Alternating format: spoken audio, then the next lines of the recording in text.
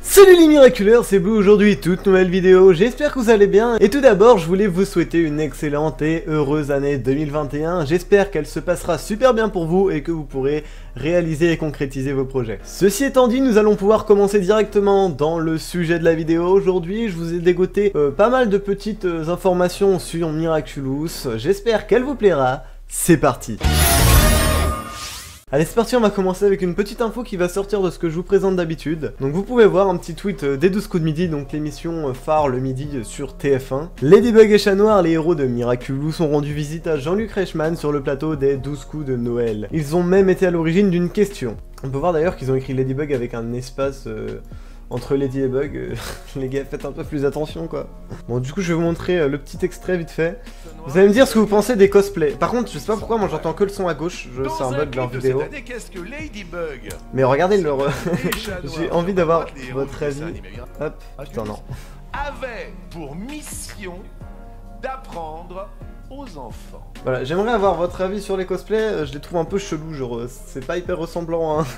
Les gars, ouais, bof hein. Du coup il y a Jérémy Zach qui a reposté ça sur son compte Insta. Voici la question: dans un clip de cette année, qu'est-ce que Ladybug et Chat Noir, les héros du dessin animé Miraculous, avaient pour mission d'apprendre aux enfants? Donc je pense que c'était les gestes barrières contre le Covid hein. Car vous le savez, il y a eu un mini épisode de 2 minutes présentant les gestes barrières contre le Covid, etc. Donc je pense que la réponse ça devait être ça. Donc là on va avoir une série de tweets de Thomas Astruc et d'une certaine Anita, plutôt intéressant. Donc il a été annoncé dans la saison 4 que le studio d'animation SAMG allait animer quelques épisodes. Et en fait c'est vraiment un studio d'animation magnifique. Juste pour vous montrer à quel point il est magnifique, je vais vous montrer une petite image. Donc comme vous pouvez le voir sur cette image, SAMG c'est vraiment magnifique. Et les quelques épisodes de la série qui sont animés avec sont vraiment sublimes. Donc quelques épisodes seront animés par ce studio d'animation. Il y en a une certaine personne sur Twitter qui a mis, j'ai traduit le tweet car c'était en anglais: je suis heureux que la saison 4 ait quelques épisodes de SAMG, mais j'aimerais un peu que les 80 millions de dollars investis dans le film non canon de Jérémy, donc Miraculous Awakening, a été utilisé pour rendre toute la saison animée par SAMG à la place. Donc il y a Thomas Astruc qui a répondu. Donc on va lire un peu ses réponses, c'est vraiment hyper intéressant. Donc parmi vous, il y en a sûrement qui se demandent pourquoi ils n'ont pas animé toute la saison tout simplement avec SAMG. Donc Thomas Astruc va nous répondre. SAMG n'anime pas le film de Jérémy, le studio de divertissement le fait. SAMG est un excellent studio comme je vous l'ai montré tout à l'heure, mais pas un gigantesque comme DQ. Donc DQ c'est l'autre studio qui anime principalement Miraculous. Si vous tenez compte des autres projets qu'ils ont à côté de Miraculous, nous aurions besoin de studios supplémentaires, quelle que soit la façon dont vous le faites. Donc je pense qu'en gros SAMG est un excellent studio, mais pas aussi grand que DQ, donc il ne pourra pas tout simplement animer tous les épisodes de la série car ils ont d'autres projets à côté. Je vais continuer à lire ce qu'a mis Thomas Truc car c'est vraiment intéressant. SAMG anime les téléfilms et certains épisodes de la série, donc les téléfilms c'est Miraculous World, car je pense que vous l'avez remarqué, mais dans le spécial New York l'animation était vraiment sublime. Merci SAMG. Avoir une série réalisée par plusieurs studios est courant, donc c'est ce que fait Miraculous. Cela se passe beaucoup au Japon. Normalement vous ne le voyez pas, la difficulté est de maintenir une qualité moyenne. SAMG est tellement bon qu'il est difficile de s'élever à son niveau, donc ça se voit. Et ouais, c'est pour ça des fois que dans certains épisodes vous pouvez voir par exemple le design du papillon, comme je vous ai montré tout à l'heure, méga différent, c'est qu'en fait SAMG anime tellement, c'est tellement beau en gros leur animation que c'est difficile de faire en sorte que tous les autres studios soient à leur niveau. Les décisions sont prises en fonction d'horaires très compliqués, de main d'œuvre disponible, de capacité à travailler avec une pipeline commun. Bon là je sais pas trop ce que c'est. C'est bien plus compliqué que de leur entre guillemets donner de l'argent pour tout faire, et effectivement dans ce cas là l'argent ne peut pas tout faire. J'aimerais que ce soit plus facile mais ce n'est pas le cas. Bienvenue dans le monde de la production, un monde qui a l'air très compliqué. Du coup on a notre chère Anita qui répond: je comprends, mais mon argument était que les ressources générées par la série devraient être utilisées sur la série elle-même, pas sur un film qui n'ajoute rien à l'histoire principale. Mais ça c'est vrai qu'en soi quand on ne s'y connaît pas c'est une question légitime que l'on pourrait se poser. Pourquoi ils n'utilisent pas tout simplement les fonds générés par la série pour cette série elle-même?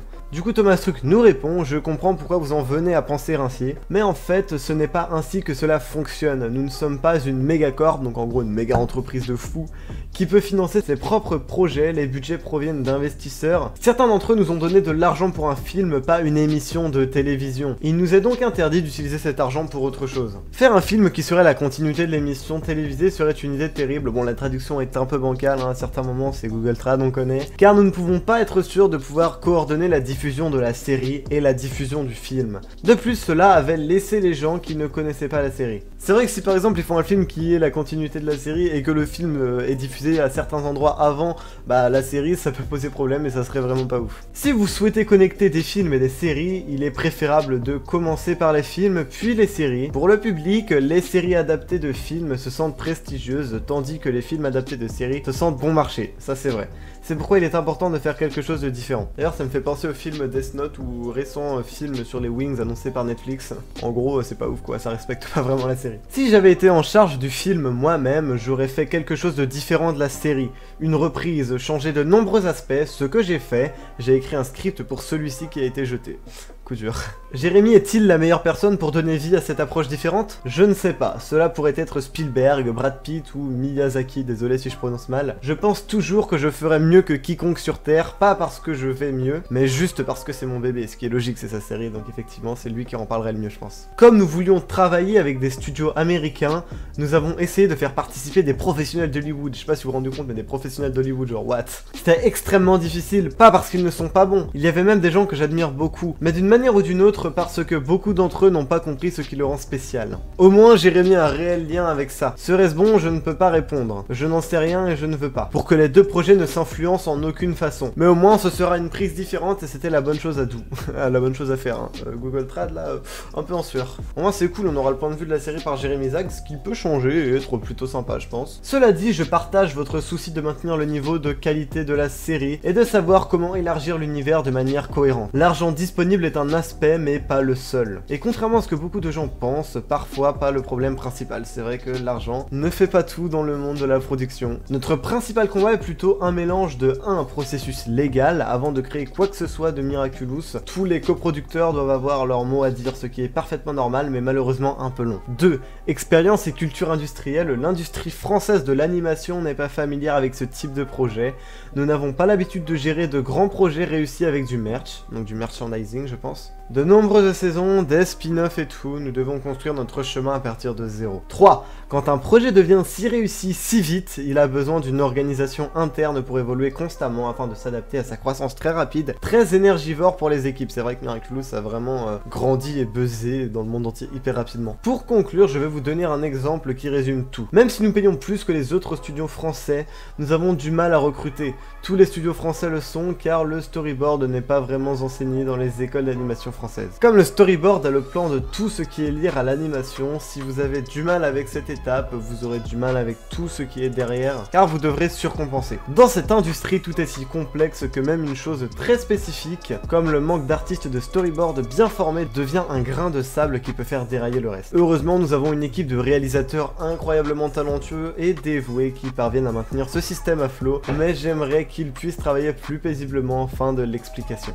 Bon, les gens ont l'air d'avoir apprécié cette explication de Thomas Truc et je pense qu'il y en avait besoin. Car à notre place de fans, nous ne connaissons pas tout ce monde et on pouvait pas se douter de tout ce qui pouvait se passer derrière la série. Donc merci à lui de nous avoir expliqué ça plus précisément. Bon, je me rends compte que ça a dû durer un petit moment quand même, cette première information. Mais franchement, j'ai trouvé ça super intéressant. Et on se rend compte qu'au final, c'est pas parce qu'il y a de l'argent qu'ils peuvent tout faire, faire un film Miraculous qui serait canon à la série, etc.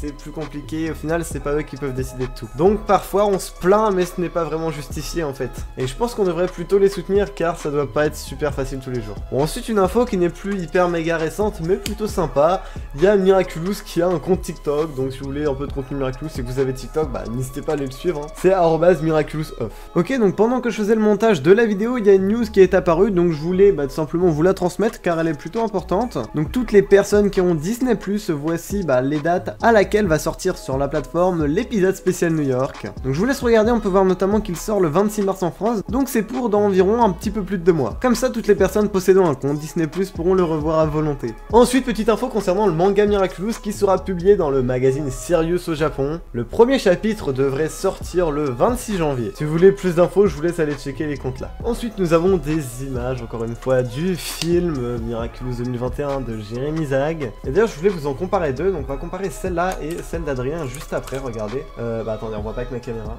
Je sais pas si vous pouvez voir dans Mariette, mais on a l'impression de voir un reflet un peu violet d'une lumière, et en fait, bah j'ai l'impression que c'est ça, il y a pas mal de gens qui l'ont remarqué. À mon avis, les deux images là que vous voyez, ce sera la même scène. Et franchement, je sais pas ce que vous pensez de leur design, mais vraiment, je les trouve trop mimi, c'est trop réussi, je trouve ça vraiment hyper beau. J'ai trop hâte de voir ce film, franchement, l'animation, ça va être différent de la série de base. Et waouh, mais perso, je kiffe l'animation, hein. J'ai vraiment envie de voir ce que ça va donner. Voilà pour ces deux images, voici maintenant le design de Ladybug et Chat Noir d'il y a 10 ans, what.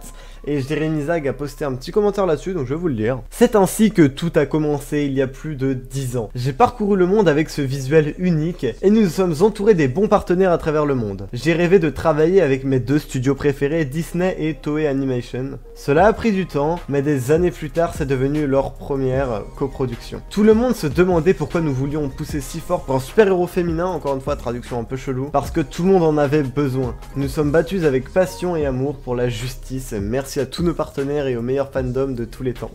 Merci à toi.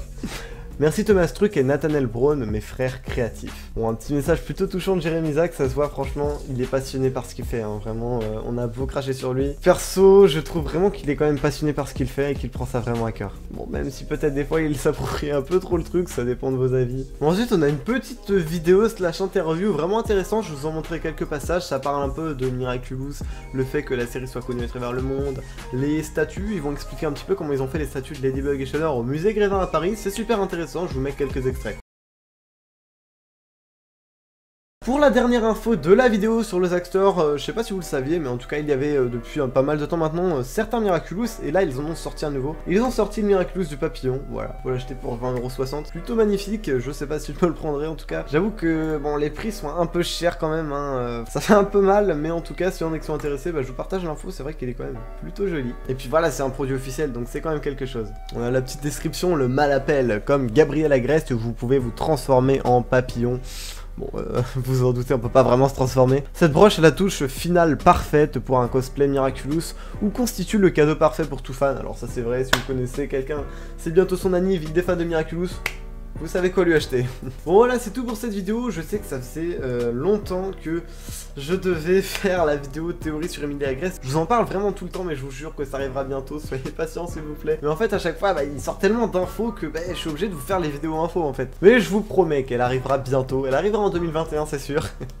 En tout cas, juste avant la fin de la vidéo, je fais ma petite pub, n'hésitez pas, toutes les personnes qui jouent à Fortnite, ça m'aide vraiment énormément, mettez mon code créateur YTBlue dans la boutique et pensez à le remettre car il s'enlève toutes les 2 semaines. N'hésitez pas à aller me suivre sur les réseaux sociaux, on est bientôt 1000 sur Insta, 100 sur Twitter. Abonnez-vous à la chaîne si ce n'est pas déjà fait, et n'oubliez pas la petite cloche des notifications pour ne rater aucune des prochaines vidéos. N'oubliez pas le petit pouce bleu, si vous avez l'envie et les moyens, n'hésitez pas à devenir sponsor de la chaîne, vous aurez pas mal d'avantages et dont les prochaines vidéos un peu en avance. Sur ce, c'était Blue, dès la prochaine pour de nouvelles vidéos, peut-être la théorie d'Emilia Agreste, qui sait, enfin théorie slash réflexion, vous verrez. Sur ce, je vous dis à la prochaine, j'espère que vous avez passé de bonnes fêtes, à plus.